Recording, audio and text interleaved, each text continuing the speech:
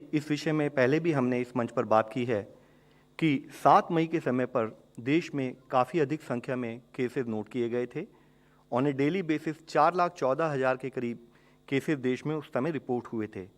उसके बाद से कंटिन्यूड एफर्ट्स ऑन कंटेनमेंट हम पा रहे हैं कि वह फिगर घटते घटते अब अगर हम पिछले 24 घंटे का डेटा लें तो पाते हैं कि मात्र 37,566 केसेस देश में रिपोर्ट हुए हैं और ये कंटिन्यू डिक्लाइन बना हुआ है।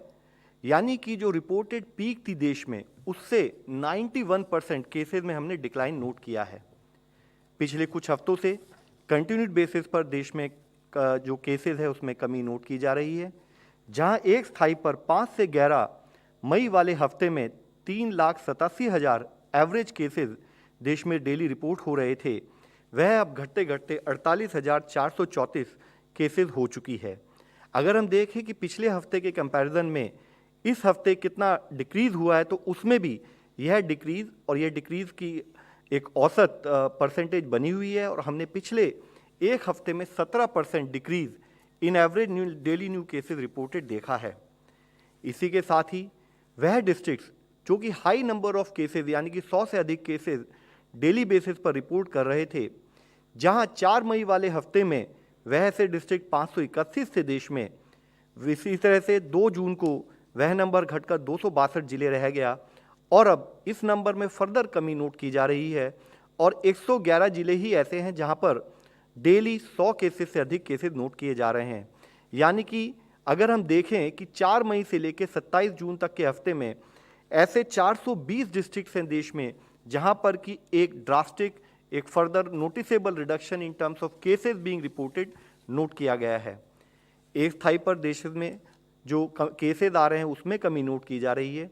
दूसरे स्थाई पर हमारी मेडिकल फ्रेटर्निटी और हमारे फील्ड फंक्शनरीज के कोऑर्डिनेशन का एफर्ट के रूप में हम देख रहे हैं कि देश की रिकवरी परसेंटेज भी बढ़ती जा रही है। जहां 3 मई के समय पर देश में ओवरऑल रिकवरी परसेंटेज 81.8% थी, 20 जून को वह 96.3% थी और नेक्स्ट 9 डेज में भी हमने उसमें बढ़ोतरी नोट की है और अब वह बढ़ते बढ़ते 96.9% हो चुकी है। हम यही स्टेट्स के साथ मिलकर एफर्ट करते हैं कि हमारा फोकस क्लिनिकल मैनेजमेंट और सीमलेस हॉस्पिटलाइजेशन पर बना रहे ताकि इस रिकवरी परसेंटेज को हम और बढ़ा सकें। साथ ही एक्टिव केसेस यानी कि वह केसेस जो या तो हमारे हॉस्पिटल्स में या हमारे होम आइसोलेशन में गवर्नमेंट द्वारा मॉनिटर किए जाते हैं, उसमें भी एक बहुत अच्छी प्रोग्रेस हम लोगों ने नोट की है। अगर आप देखें जहां एक स्थाई पर 10 मई को देश में 37 लाख से अधिक एक्टिव केसेस थे, वह अब घटकर 5.5 लाख के करीब एक्टिव केसेस रह गए हैं। जिसका मतलब है कि lesser number of active cases means lesser spread of infection as well as to that extent lesser strain on the health system for quality management of these cases.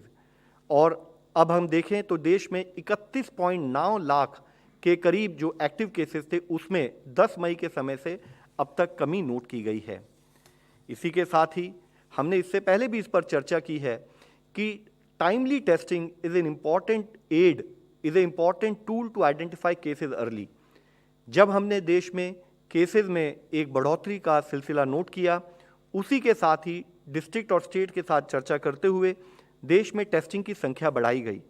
जहां हम 7.5 lakh test on an average daily March के समय पर कर रहे थे, peak के समय पर हमने 21 lakh test on a daily basis किए और अब जब देश में 91% हमारे जो डेली केस रिपोर्ट है पीक से कमी नोट हुई है, तो भी देश में 18 लाख औसतन डेली टेस्ट किए जा रहे हैं।